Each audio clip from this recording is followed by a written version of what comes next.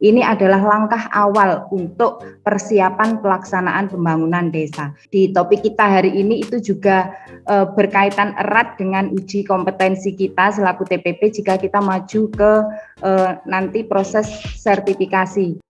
Topik hari ini tentang fasilitasi pelaksanaan pembangunan desa, Pak D. Jadi ada runtutannya dengan perencanaan pembangunan desa. Apa yang sudah direncanakan itulah yang nanti akan kita fasilitasi selaku tenaga pendamping profesional untuk pelaksanaannya di tingkat desa.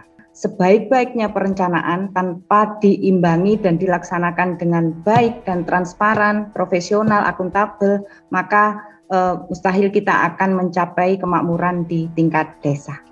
Terkait dengan fasilitasi pelaksanaan pembangunan desa. Memang penekanannya adalah tentang fasilitasi kita selaku TPP dalam proses pelaksanaan pembangunan desa. Tapi apapun yang kita laksanakan, fasilitasi ini tetap yang merasakan adalah pemerintah desa. Jadi artinya bukan untuk kepentingan kita, tetapi memang untuk pemerintah desa dalam melaksanakan pelaksanaan pembangunan yang ada di desa.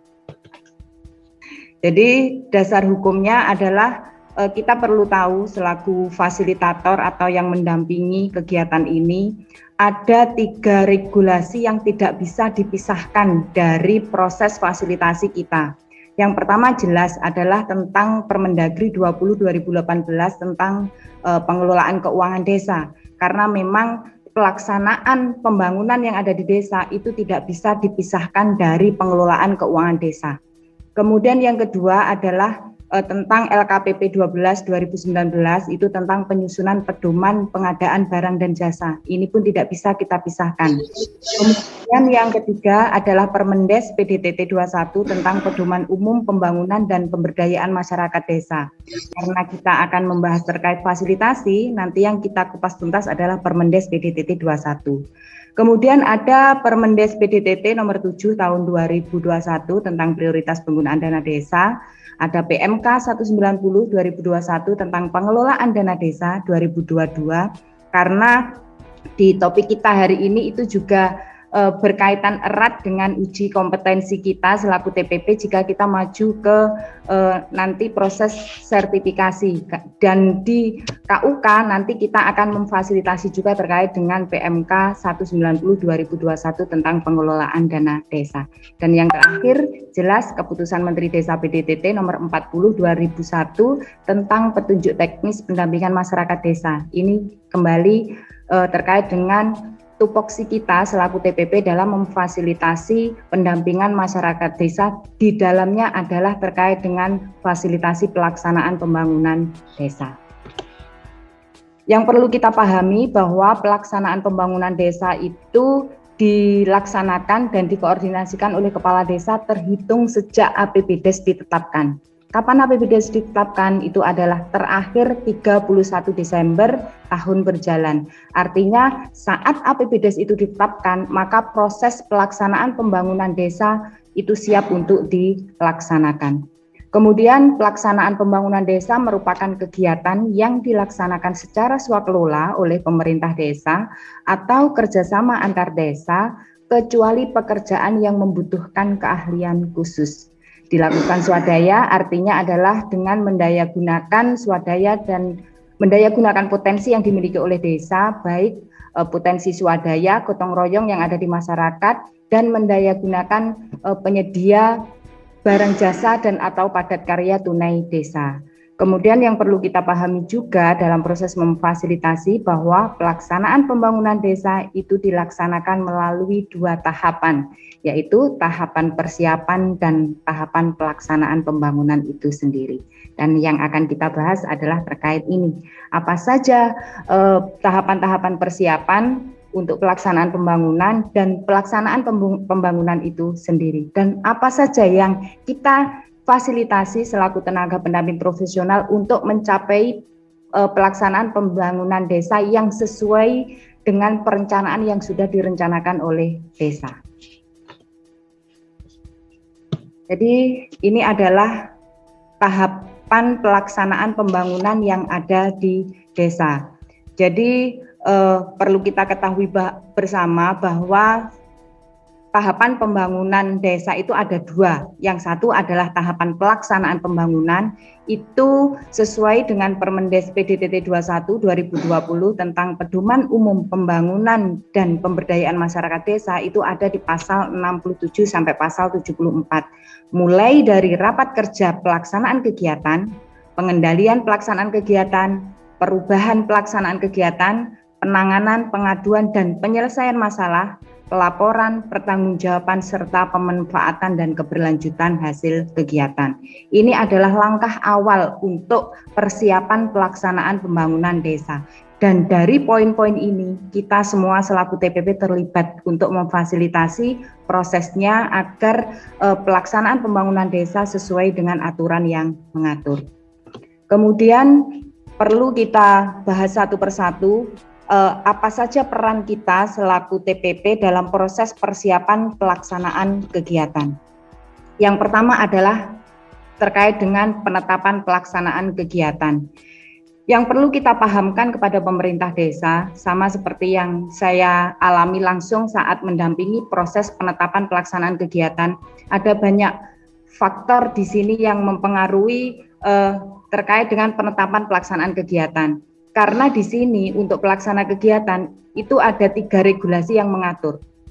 Di Permendes PDTT 21 itu ada kaitan dengan pelaksana kegiatan, kemudian di Permendagri 20 2018 itu juga mengatur terkait dengan pelaksanaan kegiatan, dan juga di LKPJ 12 2019 tentang pengadaan barang dan jasa, pelaksana kegiatan masuk di dalamnya. Jadi pertama yang harus dipahamkan adalah Kepala Desa memeriksa dan menetapkan daftar tim pelaksana kegiatan pembangunan desa dengan keputusan Kepala Desa. Jika kita mengacu di penyusunan RKP, sebenarnya pelaksana kegiatan masuk dalam penyusunan RKP. Siapa saja yang masuk dalam tim pelaksana kegiatan itu juga sudah ditentukan di Permendagri 114 kalau kita mengacu di Permendagri, karena di kabupaten kami masih berkolaborasi antara Permendagri dan Permendes, maka untuk penyusunan tim pelaksana kegiatan kita juga mengkolaborasikan siapa saja yang masuk dalam tim pelaksana kegiatan yang masuk dalam dokumen RKPDes. Kemudian yang selanjutnya, TPK terdiri atas perangkat desa dan unsur lainnya. Nah, karena sesuai dengan Permendagri bahwa pelaksana pengelola keuangan desa itu adalah KAURKASI sesuai bidang tugas, maka unsur TPK jelas di dalamnya adalah perangkat desa sesuai bidang tugasnya, dibantu oleh unsur lain sesuai dengan aturan yang mengatur. Kemudian TPK bertugas membantu Kepala Desa dalam tahapan persiapan, pelaksanaan, dan pertanggungjawaban kegiatan pembangunan desa. Nanti kita akan sharing di sini sama-sama belajar kaitan dengan komposisi pelaksana kegiatan di lokasi tugas teman-teman, apakah pure mengacu pada Permendagri, Permendes, ataukah ada kolaborasi di dalamnya. Nanti kita akan membahas ini secara bersama-sama. Selanjutnya, perlu kita ketahui bersama bahwa dalam Permendagri 20 2018 tentang pengelolaan keuangan desa, pelaksana kegiatan anggaran adalah KAURKASI sesuai bidang tugasnya. Artinya, pelaksana anggaran di sini secara otomatis juga melaksanakan kegiatan. Makanya nanti dalam tim pelaksana kegiatan di dalamnya ada unsur perangkat desa, dan di desa dampingan kami itu adalah KAURKASI sesuai bidang tugasnya yang masuk dalam tim pelaksana kegiatan. KAURKASI ini komposisinya di desa teman-teman mungkin ada ada yang double, karena yang ada di sini tata urusan umum itu biasanya dirapel. Jadi untuk menghemat SOTK yang ada di desa. Kemudian kalau kita mengacu pada Permendagri 20 juga bahwa PPKD itu dibantu oleh tim pembantu PPKD, yaitu tim pengadaan barang dan jasa. Tetapi jika PPKD itu mampu melaksanakan tugasnya sendiri, maka tidak perlu dibantu tim ini. Tidak perlu kami jelaskan di sini, yang jelas untuk tim pembantu PPKD kita berkolaborasi dengan LKPP untuk memahamkan ini, karena memang nanti untuk pengadaan barang dan jasa itu kita mengacu pada LKPP 12 2019. Di situ sudah sangat jelas tugas pokok dan fungsinya dari tim pengadaan barang dan jasa.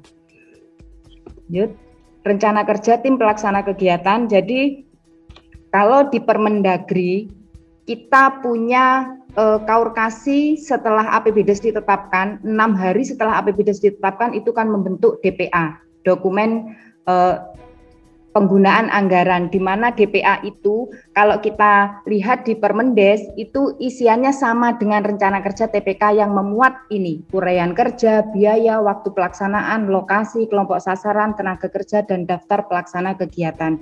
Jadi memang ada kolaborasi antara Permendes dan Permendagri kaitan dengan rencana kerja tim pelaksana kegiatan. Artinya meskipun tim pelaksana kegiatan bekerja sendiri nantinya, tetap harus bersinergi dengan DPA yang sudah dibuat oleh KaurKasi sesuai bidang tugasnya, yang mengacu pada Permendagri 20 2018 tentang penyusunan DPA.